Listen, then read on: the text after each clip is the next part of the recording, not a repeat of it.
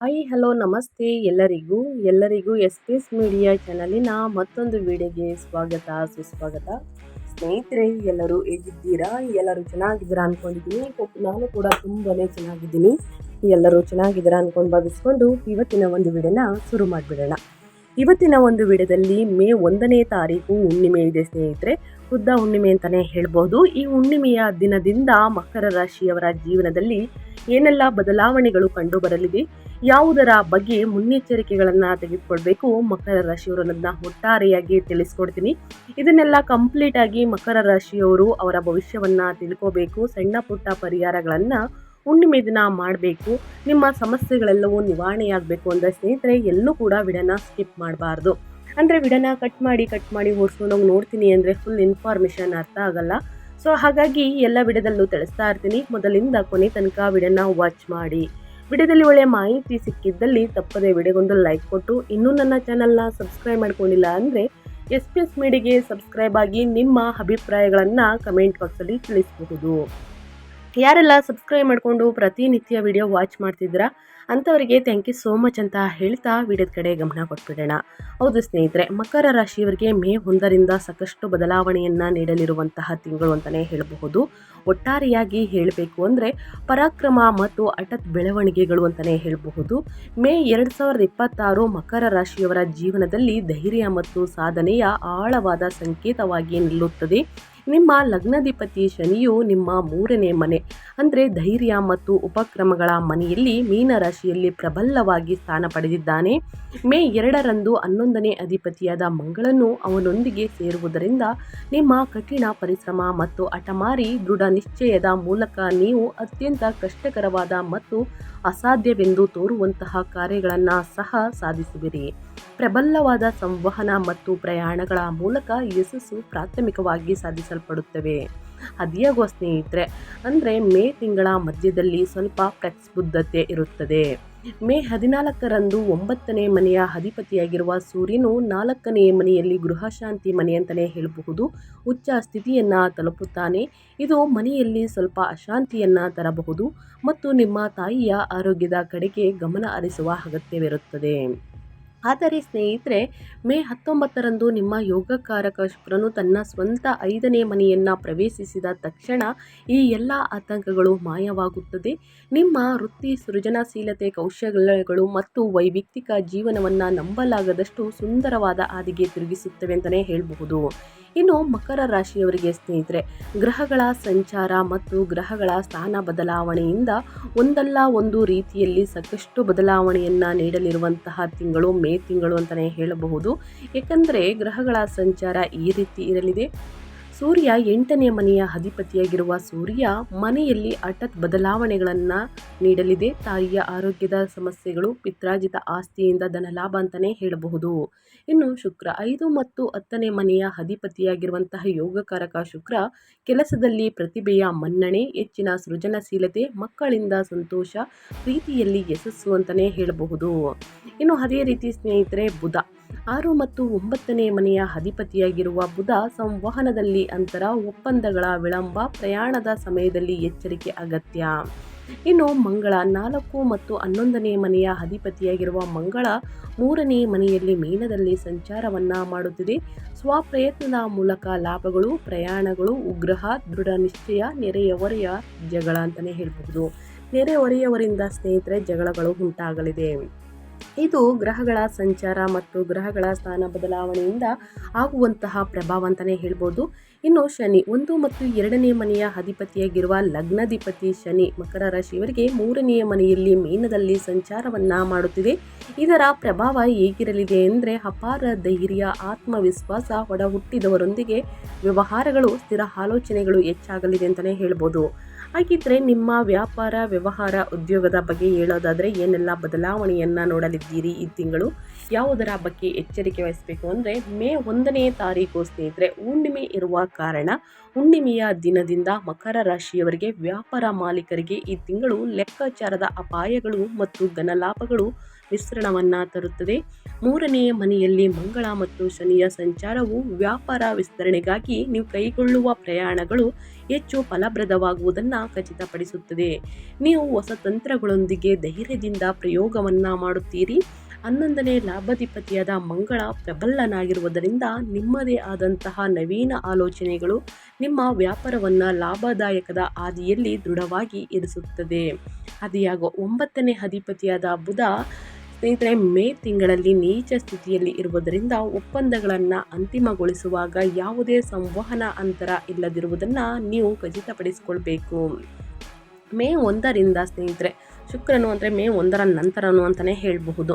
ಶುಕ್ರನು ತನ್ನ ಸ್ವಂತ ರಾಶಿಗೆ ವೃಷಭ ರಾಶಿಗೆ ಪ್ರವೇಶಿಸಿದಾಗ ಸೃಜನಶೀಲತಾ ಕ್ಷೇತ್ರಗಳು, ವಿನ್ಯಾಸ, ವಾಸ್ತುಶಿಲ್ಪ, ಈವೆಂಟ್ ಮ್ಯಾನೇಜ್ಮೆಂಟ್ನಲ್ಲಿ ಇರುವವರ ಮೇಲೆ ಸಂಪತ್ತಿನ ಮಳೆಯ ಸುರಿಯಾಗಬಹುದು ಅಂತಲೇ ಹೇಳಬಹುದು. ಅಂದರೆ ಧನಲಾಭ ಹೆಚ್ಚಾಗಲಿದೆ. ಈ ನಿರ್ದಿಷ್ಟ ವಿಂಡೋದಲ್ಲಿ ಷೇರು ಮಾರುಕಟ್ಟೆ ಹೂಡಿಕೆಗಳು ಸಹ ಹೆಚ್ಚು ಲಾಭದಾಯಕವಾಗಿರುತ್ತದೆ ಸ್ನೇಹಿತರೆ. ಇನ್ನು ನಿಮ್ಮ ಉದ್ಯೋಗದ ಬಗ್ಗೆ ಹೇಳೋದಾದರೆ ನಿಮ್ಮ ಲಗ್ನಾಧಿಪತಿ ಶನಿಯು 3ನೇ ಮನೆಯಲ್ಲಿ ಪ್ರಬಲವಾಗಿ ನೆಲೆಸಿರುವುದರಿಂದ ಮಕರ ರಾಶಿಯವರಿಗೆ ಮೇ 1ರಿಂದ ಕಚೇರಿಯಲ್ಲಿ ನಿಮ್ಮ ಕಠಿಣ ಪರಿಶ್ರಮಕ್ಕೆ ಮಿತಿಗಳಿರುವುದಿಲ್ಲ. ಮೇ 2ರಂದು ಮಂಗಳನು ಸೇರುವುದರಿಂದ ನೀವು ಉಪಕ್ರಮವನ್ನು ತೆಗೆದುಕೊಳ್ಳುತ್ತೀರಿ ಮತ್ತು ನಿಮ್ಮ ಸಹೋದ್ಯೋಗಿಗಳಿಗಿಂತ ಮುಂಚಿತವಾಗಿ ಎಲ್ಲ ಜವಾಬ್ದಾರಿಗಳನ್ನು ಉತ್ಸಾಹದಿಂದ ಹೆಗಲಿಗೆ ಹಾಕಿಕೊಳ್ಳುತ್ತೀರಿ. ಕೆಲಸದ ಒತ್ತಡದ ಹೊರತಾಗಿಯೂ ಕೂಡ ನೀವು ಸ್ನೇಹಿತರೆ ಅತಿ ಹೆಚ್ಚಾಗಿ ಕೆಲಸವನ್ನು ಅಂದರೆ ಸುಸ್ತಾಗದೆ ಸ್ನೇಹಿತರೆ ಕೆಲಸವನ್ನು ಮಾಡುತ್ತೀರಿ ಅಂತಲೇ ಹೇಳಬಹುದು. ಇನ್ನು ಮೇ ತಿಂಗಳಲ್ಲಿ ಸ್ನೇಹಿತರೆ 8ನೇ ಅಧಿಪತಿಯಾದಂತಹ ಸೂರ್ಯನು 4ನೇ ಮನೆಯಲ್ಲಿ ಉಚ್ಚನಾಗುತ್ತಿದ್ದಂತೆ ಮತ್ತು ನಿಮ್ಮ 10ನೇ ಮನೆಯ ಕರ್ಮದ ಮನೆಯ ಮೇಲೆ ನೇರ ದೃಷ್ಟಿಯನ್ನು ಬೀರುತ್ತಾರೆ.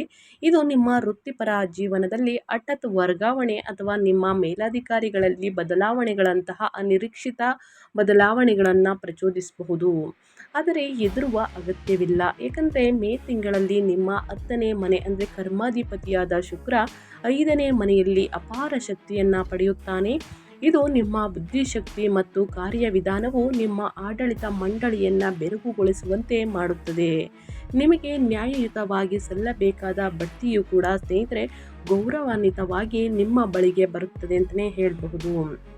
ಒಟ್ಟಾರೆಯಾಗಿ ಏನೆಲ್ಲ ಬದಲಾವಣೆಯನ್ನು ಮಕರ ರಾಶಿಯವರು ನೋಡಲಿದ್ದೀರಿ, ಯಾವುದರ ಬಗ್ಗೆ ಎಚ್ಚರಿಕೆ ವಹಿಸಬೇಕು, ಹುಣ್ಣಿಮೆಯ ದಿನದಿಂದ ನನ್ನ ಕಂಪ್ಲೀಟಾಗಿ ತಿಳಿಸ್ಕೊಟ್ಟಿದ್ದೀನಿ. ಏನೇ ಡೌಟ್ಸ್ ಇದ್ದರೂ ಕೂಡ ಕಮೆಂಟ್ ಮಾಡಿ. ಈ ಅದೃಷ್ಟ ರಾಶಿ ನಿಮ್ಮ ಕುಟುಂಬದಲ್ಲಿ, ನಿಮ್ಮ ಸ್ನೇಹಿತರಲ್ಲಿ ಅಥವಾ ನಿಮ್ಮ ಹಿತೈಷಿಗಳು ಯಾರೇ ಆಗಿದ್ದರೂ ಕೂಡ ಅವರಿಗೆ ವಿಡಿಯೋವನ್ನು ಶೇರ್ ಮಾಡಿ. ನಿಮ್ಮ ಕಡೆಯಿಂದ ಅದೃಷ್ಟದ ಭವಿಷ್ಯವನ್ನು ಅವರು ಕೂಡ ತಿಳ್ಕೊಂಡಂಗಾಗುತ್ತೆ. ಓಕೆ, ಇನ್ನು ನಿಮ್ಮ ಹಣಕಾಸಿನ ಬಗ್ಗೆ ಹೇಳೋದಾದರೆ ನಿಮ್ಮ 2ನೇ ಧನಸ್ಥಾನದಲ್ಲಿ ಕುಂಭ ರಾಶಿಯಲ್ಲಿ ರಾಹುವಿನ ಸಂಚಾರವು ಈ ಮೇ ತಿಂಗಳಿಂದ ಅನಿರೀಕ್ಷಿತ ಖರ್ಚುಗಳನ್ನು ತರುತ್ತದೆ. ನೀವು ಎಷ್ಟೇ ಗಳಿಸಿದರೂ ಕೂಡ ಸ್ನೇಹಿತರೆ ಹಣವನ್ನು ಉಳಿಸಿಕೊಳ್ಳುವುದು ಕಷ್ಟವಾಗಬಹುದು. ಅನಗತ್ಯ ಖರ್ಚುಗಳು ಜಾಸ್ತಿಯಾಗಲಿದೆ. ಎಲ್ಲ ಆರ್ಥಿಕ ವ್ಯವಹಾರಗಳಲ್ಲಿ ನಿಮ್ಮ ಮಾತಿಗೆ ಬದ್ಧರಾಗಿರುವುದು ಸಹ ನಿರ್ಣಾಯಕವಾಗಿದೆ. ಸ್ನೇಹಿತರೆ ಆದಿಯಾಗೋ ಏಪ್ರಿಲ್ 5ರ ನಂತರ ಸ್ನೇಹಿತರೆ ಸಾಕಷ್ಟು ನಿಮ್ಮ ಪರವಾಗಿ ತಿರುಗುತ್ತವೆ ಅಂತಲೇ ಹೇಳ್ಬೋದು. ಕಾಸ್ಮಿಕ್ ಅಲೆಗಳ ಥರ 4ನೇ ಮನೆಯಲ್ಲಿ 8ನೇ ಅಧಿಪತಿಯಾಗಿರುವ ಸೂರ್ಯನು ಉಚ್ಚ ಸ್ಥಿತಿಯನ್ನು ತಲುಪುವುದು ವಿಮಾ ಪಾವತಿಗಳು, ಹಳೆಯ ಬಾಕಿಗಳ ವಸೂಲಿ ಅಥವಾ ಪಿತ್ರಾರ್ಜಿತ ಆಸ್ತಿಗಳ ಇತ್ಯರ್ಥದ ಮೂಲಕ ಹಠಾತ್ ಆರ್ಥಿಕ ಲಾಭಗಳನ್ನು ತರುತ್ತದೆ. ಮನೆ ಅಥವಾ ವಾಹನವನ್ನು ಮಾರಾಟ ಮಾಡುವುದರಿಂದ ಉತ್ತಮ ಲಾಭ ಸಿಗುತ್ತದೆ.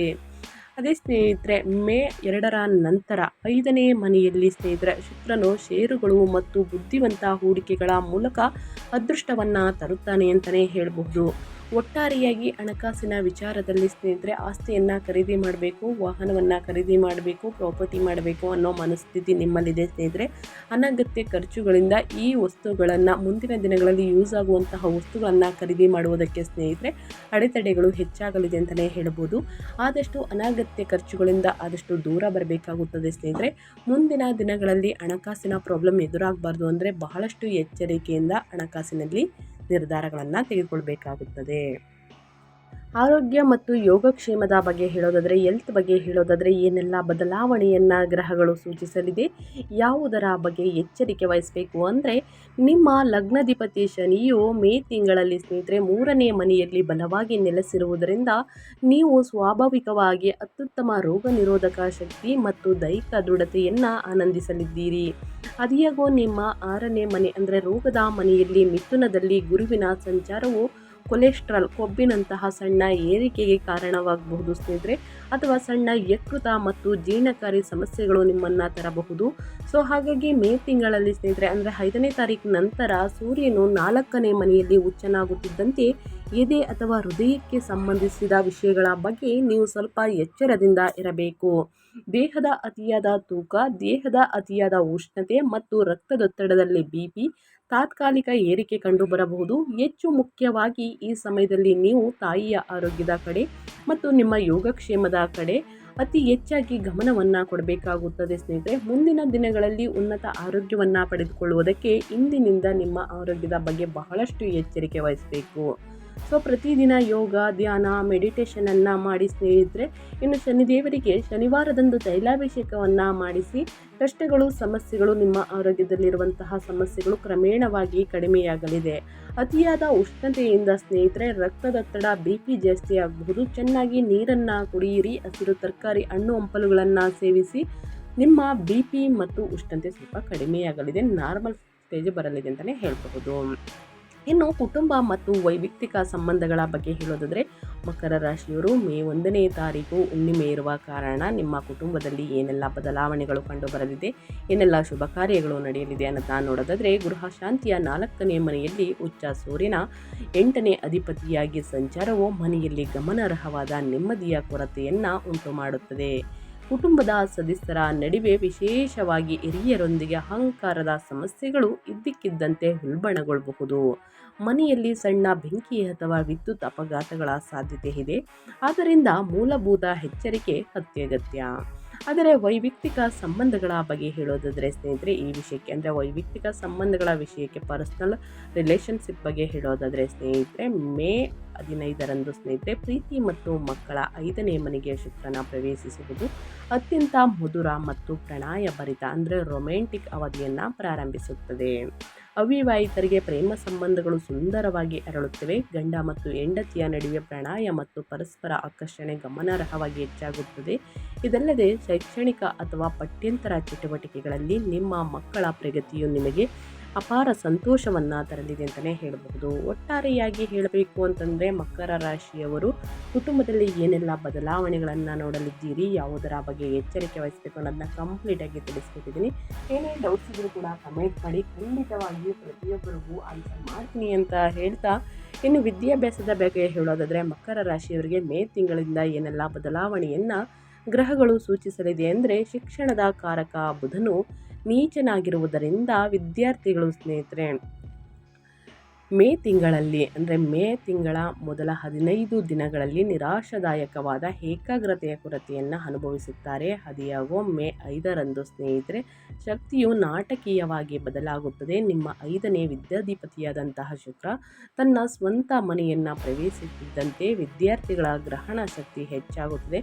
ನಾನು ಓದಬೇಕು, ನಾನು ಬರೀಬೇಕು, ನಾನು ಅತಿ ಹೆಚ್ಚಾಗಿ ಅಂಕಗಳನ್ನು ಗಳಿಸಬೇಕು ಅನ್ನೋ ಭಾವನೆ ನಿಮ್ಮಲ್ಲಿ ಮೂಡಲಿದೆ.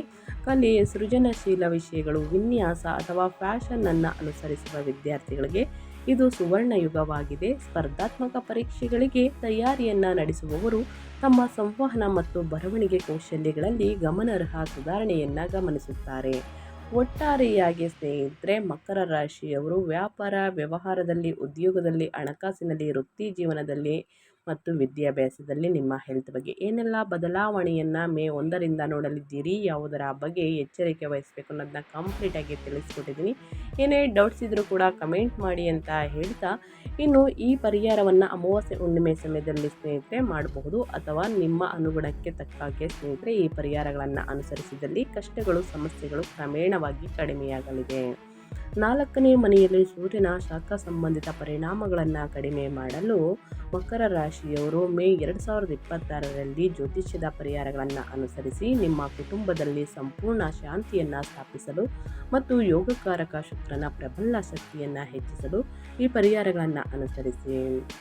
ಮೊದಲನೇದಾಗಿ ಶನಿ ದೇವರಿಗೆ ತೈಲ ಅಭಿಷೇಕವನ್ನು ಮಾಡಿಸಿ ಶನಿವಾರದಂದು ಕಪ್ಪು ಎಳ್ಳನ್ನು ಮತ್ತು ಸಾಸಿವೆ ಎಣ್ಣೆಯನ್ನು ದಾನ ಮಾಡಿ ಸ್ನೇಹಿತರೆ. ಕಪ್ಪು ವಸ್ತುಗಳು ಅಂದರೆ ಕಬ್ಬಿಣದ ವಸ್ತುಗಳನ್ನು ದಾನ ಮಾಡ್ಬೋದು, ಉದ್ದಿನ ಬೇಳೆಯನ್ನು ದಾನ ಮಾಡ್ಬೋದು, ಕಪ್ಪು ಬಟ್ಟೆಯನ್ನು ದಾನ ಮಾಡ್ಬೋದು. ಈ ರೀತಿ ವಸ್ತುಗಳನ್ನು ದಾನ ಮಾಡುವುದರಿಂದ ಸ್ನೇಹಿತರೆ ನಿಮ್ಮ ಆರೋಗ್ಯದಲ್ಲಿರುವಂಥ ಸಮಸ್ಯೆಗಳು ಕ್ರಮೇಣವಾಗಿ ಕಡಿಮೆಯಾಗಲಿದೆ. ಇನ್ನು ರಾಹು ಶಾಂತಿ. 2ನೇ ಮನೆಯಲ್ಲಿ ರಾಹುವಿನಿಂದ ಕಠಿಣವಾಗಿ ಮಾತನಾಡುವುದನ್ನು ತಡೆಯಲು ಮತ್ತು ಆರ್ಥಿಕ ನಷ್ಟವನ್ನು ಸಕ್ರಿಯವಾಗಿ ತಪ್ಪಿಸಲು ನಿಮ್ಮ ಕುಟುಂಬದಲ್ಲಿ ಸಂತೋಷ ನೆಮ್ಮದಿ ನೆಲೆಸಲು ಸ್ನೇಹಿತರೆ ನಿಯಮಿತವಾಗಿ ದುರ್ಗಾದೇವಿಯನ್ನು ಪೂಜಿಸಿ. ಇನ್ನು ದಾನ ಧರ್ಮವನ್ನು ಮಾಡಬಹುದು. ಶುಕ್ರನ ಪ್ರಬಲ ಯೋಗಕಾರಕ ಆಶೀರ್ವಾದವನ್ನು ಸಂಪೂರ್ಣವಾಗಿ ಪಡೆಯಲು ಶುಕ್ರವಾರದಂದು ಬಡ ವಿವಾಹಿತರಿಗೆ, ಬಡ ಮಹಿಳೆಯರಿಗೆ ಸ್ನೇಹಿತರೆ, ಬಡವರಿಗೂ, ನಿರ್ಗತಿಕರಿಗೆ, ಅಸಹಾಯಕರಿಗೆ ಅಥವಾ ಸಣ್ಣ ಮಕ್ಕಳಿಗೆ ಸಿಹಿ ತಿಂಡಿ, ಬಟ್ಟೆ, ಅನ್ನದಾನವನ್ನು ಮಾಡಿ ಖಂಡಿತವಾಗಿ ನಿಮ್ಮ ಸಮಸ್ಯೆಗಳು ಕ್ರಮೇಣವಾಗಿ ಕಡಿಮೆಯಾಗಲಿದೆ.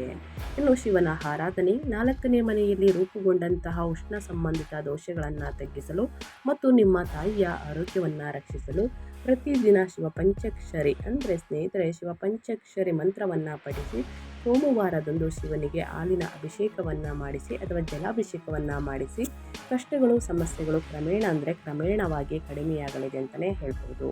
ಈ ಸಣ್ಣ ಪುಟ್ಟ ಪರಿಹಾರವನ್ನು ಮಕರ ರಾಶಿಯವರು ಮಾಡಿ ಸ್ನೇಹಿತರೆ ಆದಷ್ಟು ಅಮಾವಾಸ್ಯೆ ಹುಣ್ಣಿಮೆ ಸಮಯದಲ್ಲಿ ಮಾಡಿ. ಶಕ್ತಿಶಾಲಿಯಾದಂತಹ ಹುಣ್ಣಿಮೆ, ಬರ ಹುಣ್ಣಿಮೆ ಸ್ನೇಹಿತರೆ. ಸೊ ಹಾಗಾಗಿ ಹುಣ್ಣಿಮೆ ದಿನ ಕೂಡ ಮಾಡ್ಬೋದು, ಅಮಾವಾಸ್ಯೆ ದಿನ ಕೂಡ ಮಾಡ್ಬೋದು, ಅಥವಾ ಮಂಗಳವಾರ, ಶುಕ್ರವಾರ ತಿಳಿಸಿರುವ ರೀತಿಯಲ್ಲಿ ಮಾಡಿ ಅಂತ ಹೇಳ್ತಾ ನಾನು ವಿಡಿಯೋನ ಎಂಡ್ ಮಾಡ್ತಾ ಇದ್ದೀನಿ. ದಯವಿಟ್ಟು ಇವತ್ತಿನ ಒಂದು ವಿಡಿಯೋದಲ್ಲಿ ಸಂಪೂರ್ಣ ಮಾಹಿತಿ ಸಿಕ್ಕಿದ್ದಲ್ಲಿ, ಈ ವಿಡಿಯೋ ಯೂಸ್ಫುಲ್ ಅನಿಸಿದ್ದಲ್ಲಿ ವಿಡಿಯೋಗೆ ಲೈಕ್ ಮಾಡೋದನ್ನ ಮರೆತಿದ್ರೆ ಲೈಕ್ ಮಾಡಿ. ಇನ್ನೂ ನನ್ನ ಚಾನಲ್ನ ಸಬ್ಸ್ಕ್ರೈಬ್ ಮಾಡ್ಕೊಂಡಿಲ್ಲ ಅಂದರೆ ದಯವಿಟ್ಟು SPS ಮೀಡಿಯಾಗೆ ಸಬ್ಸ್ಕ್ರೈಬ್ ಆಗಿ ನಿಮ್ಮ ಅಭಿಪ್ರಾಯಗಳನ್ನು ಕಮೆಂಟ್ ಬಾಕ್ಸಲ್ಲಿ ತಿಳಿಸಬಹುದು. ಯಾರೆಲ್ಲ ಸಬ್ಸ್ಕ್ರೈಬ್ ಮಾಡಿಕೊಂಡು ಪ್ರತಿನಿತ್ಯ ವಿಡಿಯೋ ವಾಚ್ ಮಾಡ್ತಿದ್ದೀರಾ ಅಂಥವರಿಗೆ ಥ್ಯಾಂಕ್ ಯು ಸೋ ಮಚ್ ಅಂತ ಹೇಳ್ತಾ ನಿಮಗೂ ಮತ್ತು ನಿಮ್ಮ ಕುಟುಂಬಕ್ಕೆ ತುಂಬಾ ಒಳ್ಳೆಯದಾಗಲಿ, ಶನಿದೇವರ ಆಶೀರ್ವಾದ, ಶಿವನ ಅನುಗ್ರಹ ನಿಮ್ಮ ಮೇಲಿರಲಿ ಅಂತ ಹೇಳ್ತಾ ಮತ್ತೊಂದು ವಿಡಿಯೋ ಜೊತೆ ಮತ್ತೊಂದು ಹೊಸ ಭವಿಷ್ಯದಲ್ಲಿ ಸಿಗ್ತೀನಿ. Thank you for watching.